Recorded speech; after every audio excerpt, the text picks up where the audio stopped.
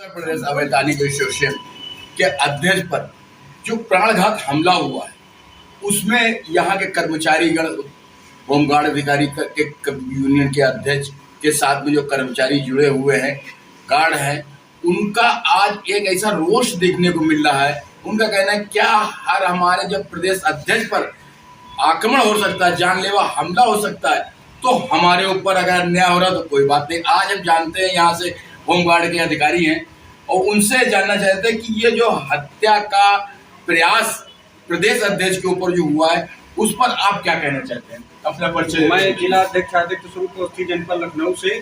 मेरे प्रदेश अध्यक्ष आनंद कुमार यादव जी पर दिनांक 11/10 सुबह लगभग जा रहे थे ये कोर्ट के लिए।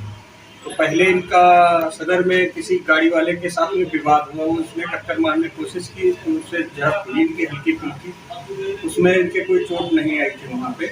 उसके बाद में जब ये वहाँ पहुँचे हैं जियामाऊ के पास में, वही 1090 चौराहे से और जियामाऊ के बीच में, तो उस गाड़ी वाले ने, ये दूसरी लाइन में थे, वो पीछे से आ रहा था स्पीड में, तो इन्होंने बाइक शीशे में जब देखा कि गाड़ी बहुत स्पीड में चली आ रही है, तो इन्होंने अपनी बाइक किनारे कर ली। थर्ड लाइन में पहुंच गए, उसने जोरदार टक्कर मारी और ये बहुत ही निंदनीय है। इस तरह का जो घृणित कार्य कोई भी कुचक्र रच रहा है, ये सरासर निंदनीय है।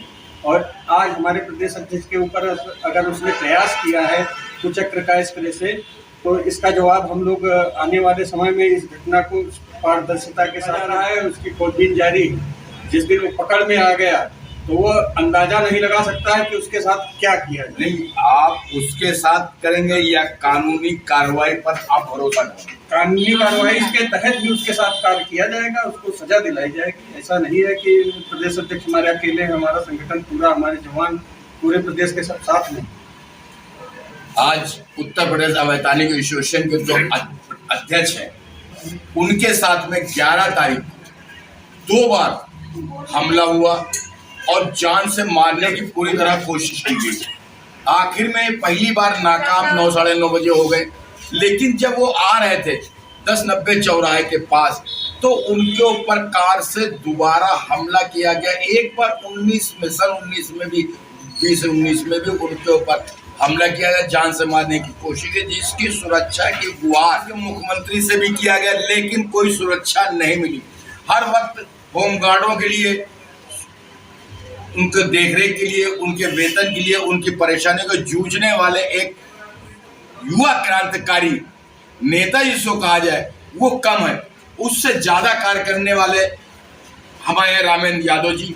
आज मैं आपको उनसे बात करता हूँ, उनके ऊपर जो प्राणघात बार बार हमला हो रहा है, आखिर कुछ तो शक होगा।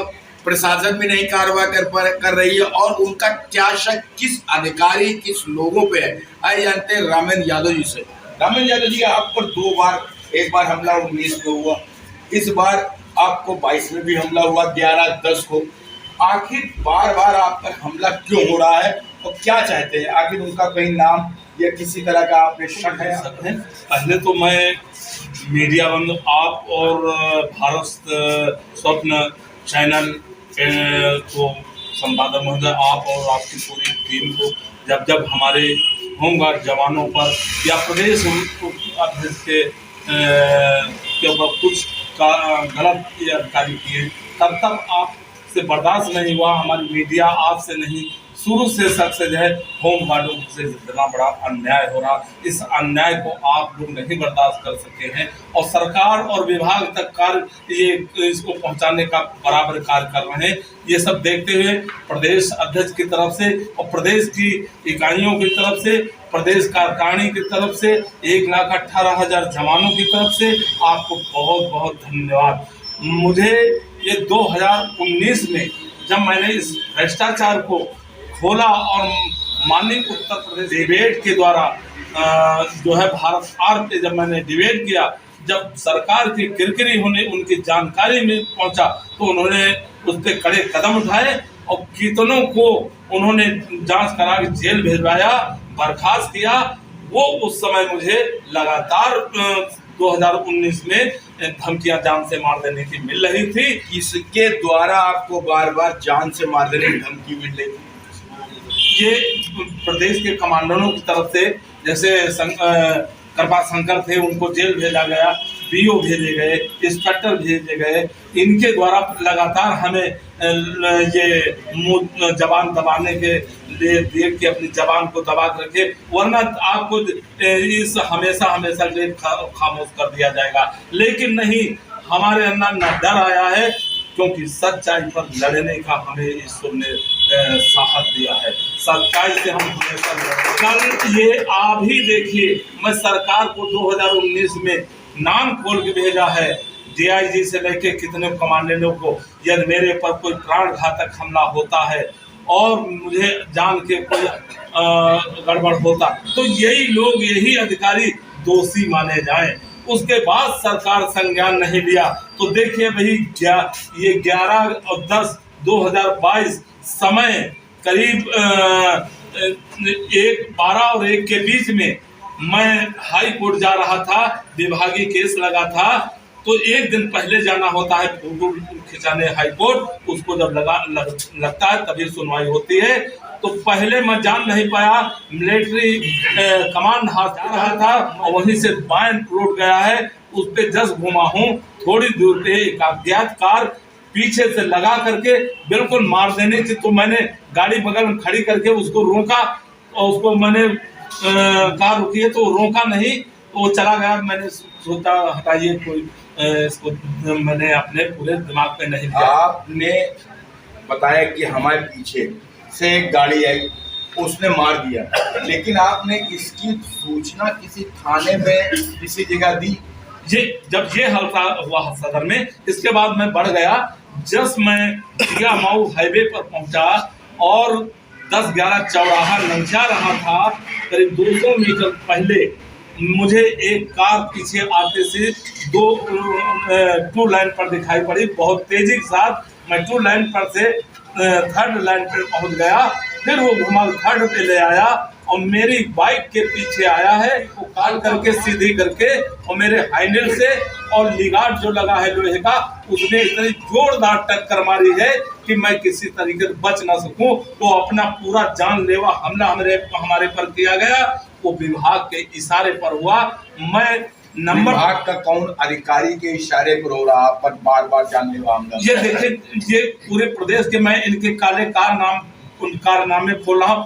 वो एक प्रदेश का मुखिया जो होमगार्ड का डीआईजी है, वो रंजीत सिंह है, और रंजीत सिंह पूरा कमांड को छोड़ दे रखे, जो भी करना हो करिए, हमें पैसा चाहिए। जब मैं उसकी बात उठा रहा हूँ, एक दिन पीछे मैं जन कल्याणकारी चैनल पर बोला हूँ, इनके कारनामे जो मिर्जापुर में अभी टर्नआउट देख करके 85 लोगों को नोटिस दिया और नोटिस देके और 15 से बुला अपने करंट 20-20 हजार 15-15 हजार रुपया दिया। विनोद मौर्य लिखता सिंह है, लेकिन विनोद मौर्य है कमांडेंट मिर्जापुर। और दूसरा कमांडेंट का अभी मैंने देखा है कि वहां जाते ही मुरादाबाद से ट्रांसफर होके आजमगढ़ में त्राही मचा दिया। जहां 1200 पीछे कमांडेंट लेता था, वो 2500 कर दिया और लेडीज होमगार्डों से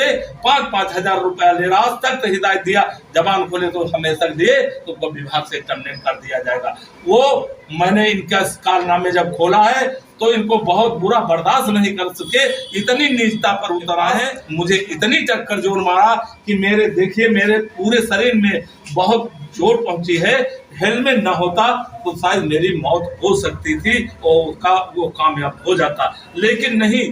इतिहास है, हमेशा सत्य के साथ ईश्वर साथ रहा है और उसने बचाया सच्चाई। तो ये शैतान का काम है कि परेशान करना, वो जान नहीं ले सकता।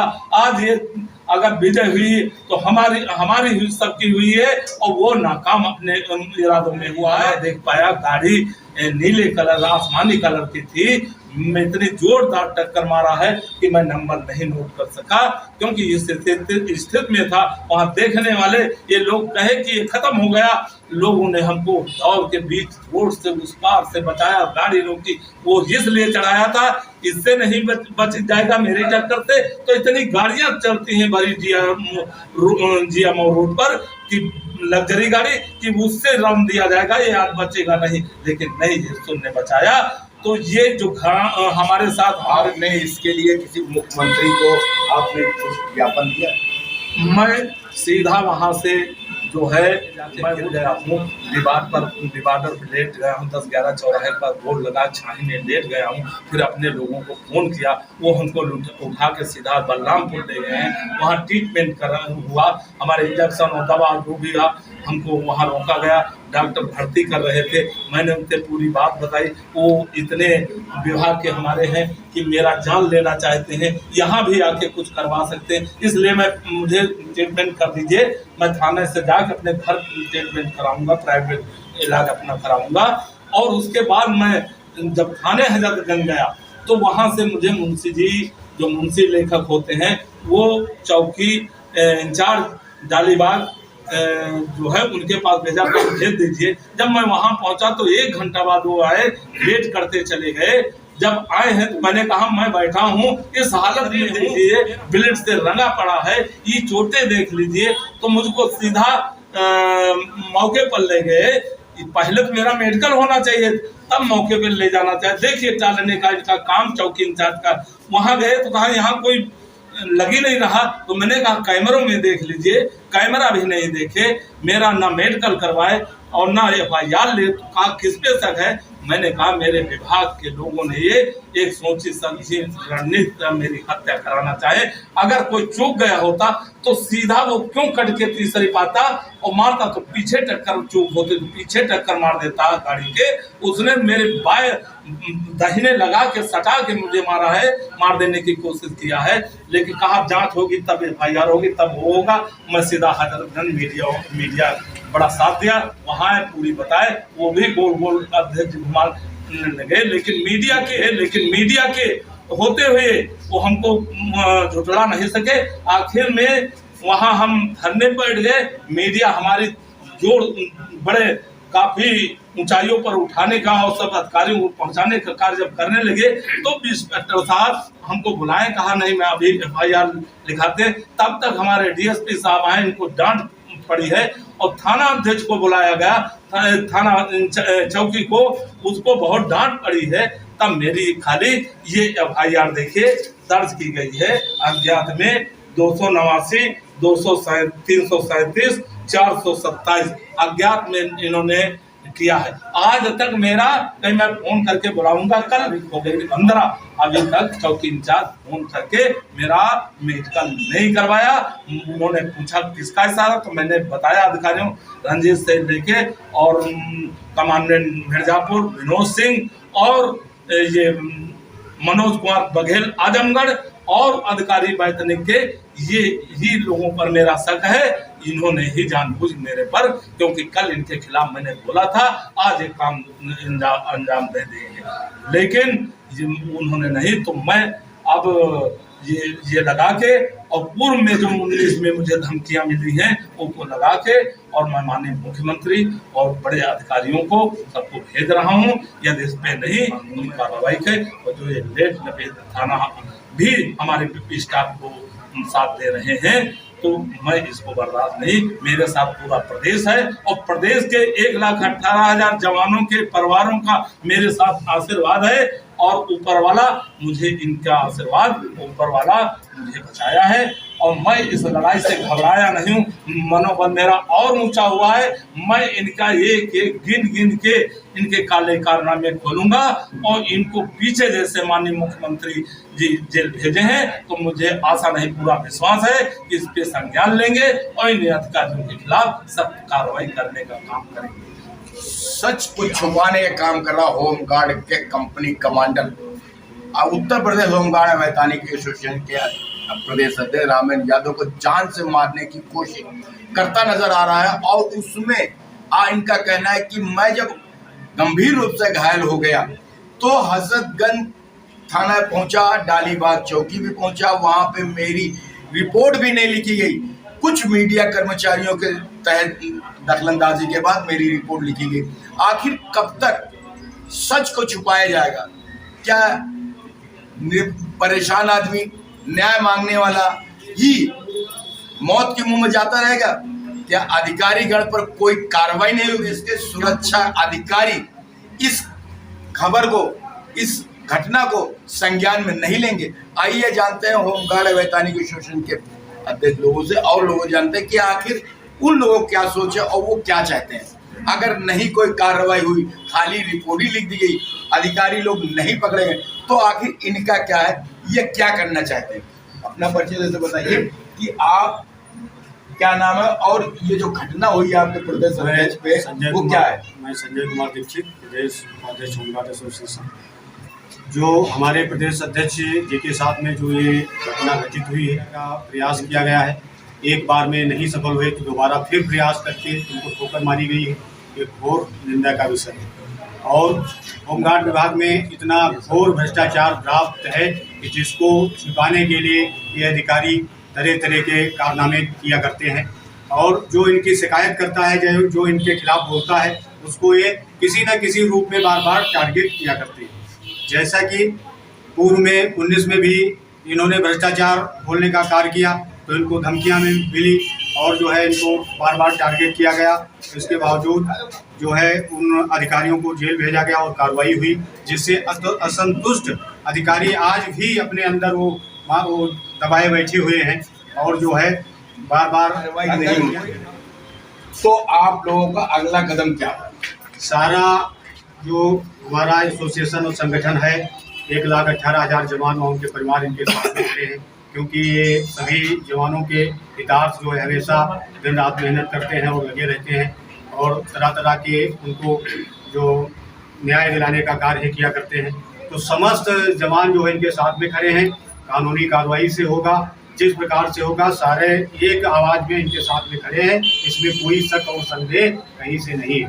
होमगार्ड विभाग के जो कर्मचारीगण हैं, उनका कहना, अगर पुलिस हमें न्याय देती है तो ठीक, अगर नहीं देती है तो हम हर तरह से न्याय लेने की कोशिश करेंगे और जो भी मुद्दा होगा, जिस तरह से भी होगा, हमें न्याय चाहिए, चाहे कानून के द्वारा मिले या किसी के द्वारा मिले। अगर तो हम उस घटना को लेकर बहुत बड़ा कदम उठाएंगे, जिसकी जिम्मेदारी शायद प्रशासन भी नहीं सोच सकता कि हम क्या कर सकते हैं। आइए हमारे साथ महिला जी हैं, महिला है होमगार्ड की, हम उनसे जानना चाहते हैं कि आखिर इस जो होमगार्ड के अवैतनिक अधिकारी के प्रदेश अध्यक्ष, उन पर जो हमला हुआ उस पर उनका क्या कहना है और वो क्या करना चाहती हैं इनके साथ। अपना परिचय तो बताइए कि आखिर ये जो हमला हुआ है, बार बार हमला हो रहा है, उस पर आपका क्या कहना है?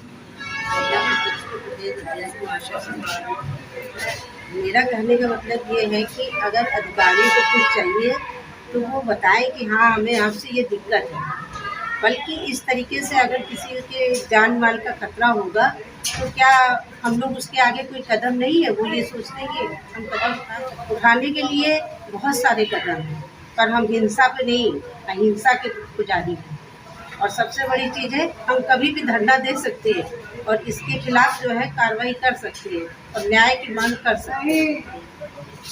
उन्होंने कहना हम अहिंसा के पुजारी नहीं, हिंसा के पुजारी हैं। दोनों तरफ से काम करेंगे, चाहे लड़के ले, चाहे छीन के ले या मिले तो ठीक, नहीं तो लड़ना और छीनना भी जानते हैं। अगर ये अवैतनिक एसोसिएशन के अध्यक्ष को अगर न्याय नहीं मिलता है तो उत्तर प्रदेश होमगार्ड के अवैतनिक अधिकारी के एसोसिएशन के यूनियन की तरह जितने भी होमगार्ड कर्मचारी हैं, कोई बहुत बड़ा कदम उठाएंगे। न्याय मिल जाए तो ठीक, न मिले तो फिर न्याय छीनना भी हम जानते हैं। आप जानना चाहते हैं कि ये जो घटना हुई है, इसमें आपका क्या कहना है? मेरा नाम प्रिंट होती है, मैं काज कर रहा था, मैं आपको जो है 2 साल से हटा दिया गया। मैं ये चाहता हूँ जो ये हमारे अध्यक्ष प्रदेश अध्यक्ष के ऊपर जो हमला बार बार हो रहा है, ये जो है असाधु हो रहा है, ये गलत काम है। जो हमारे साथ है, हमारे होमगार्ड के जवानों के हित में काम करते हैं और जो भी अब ये बताते हैं कि जिला कमांडेंट नुमाइंदगी ये करते हैं, तो उनको ये शिकायत करते हैं तो इनको ऊपर हमला होने को संभावना हो जाता है। मैं चाहता हूँ कि इस हमले को तत्काल माननीय मुख्यमंत्री, माननीय होमगार्ड मंत्री मैं अनुरोध करता हूँ कि यह तत्काल अधिकारी को तत्काल गिरफ्तार किया कराया जाए और उनको संज्ञान में मौके पर कराया जाए। अगर वो मुख्यमंत्री भी संज्ञान में नहीं लेते, आपको न्याय नहीं मिलता, आपके प्रदेश अध्यक्ष की हमला जो हुआ है तो आप कुछ नहीं मिलता, तो क्या करेंगे आप? मैं आगे जो है जाऊंगा और मुख्यालय होमगार्ड कार्यालय को मैं मुख्यालय होमगार्ड विभाग का घेराव करने की धमकी भी आज यहाँ के जिला के अध्यक्ष लोगों ने कहा है और कई जिले से आए हुए होमगार्ड के अवैतनिक एसोसिएशन के पदाधिकारीगण हैं, उसमें बहुत रोष है। आइए जानते हैं कि आखिर जो सुरक्षा के लिए हर वक्त जनता के साथ रहता है और उसी की सुरक्षा नहीं हो रही, आखिर क्यों? क्या आप आज जो आपके होमगार्ड के वैधानिक एसोसिएशन के प्रदेश अध्यक्ष जो जान से मार देने की कोशिश की, उस पर आप क्या कहना हो? कोई कानूनी कार्रवाई भी नहीं हो रही? ये सही बात है। मैं नंदराम कुशवाहा जनपद गोंडा से, हमारे प्रदेश अध्यक्ष के साथ जो एक्सीडेंट का मामला किया गया है, जान से मारने की कोशिश की गई है, तो वो बहुत निंदनीय है। ऐसा नहीं होना चाहिए और हम इसकी निंदा करते हैं। तो हमारे होमगार्ड एसोसिएशन के हमारे कर्णधार, जिसको कहें हम, हमारे प्रदेश अध्यक्ष श्री रामेंद्र कुमार यादव जी हैं। वो जो होमगार्डों के साथ अत्याचार हो रहा है, वो उनको लेकर के वो हर जगह उनकी समस्या का समाधान कराने के लिए प्रयत्नरत रहते हैं और उनको हक अधिकार दिलाने के लिए प्रयास करते हैं। उनके साथ ये जो घटना हुई है, इसमें आप किसको दोषी मानते हैं? हम इसको, हमारे प्रदेश अध्यक्ष जी ने जैसा बताया कि हमारे साथ जो वैतनिक के स्टाफ हैं, जो नहीं चाहते कि ये होमगार्डों के साथ हम जो है अत्याचार हमेशा करते रहें, इसलिए वो चाहते हैं कि प्रदेश जैसे कुछ स्थिति में कराया जाए जिससे ये आवाज़ न उठा पाए और दर पे दर हम जो है भ्रष्टाचार करते रहें। होमगार्डों की आवाज़ को उठाने वाला आज किस कंडीशन में है, आपको दिखाते हैं अभी कि होमगार्ड विभाग के जो है इतनी बुरी तरह से घायल हुआ, 11 तारीख से आज तक उसकी कंडीशन कितनी खराब है।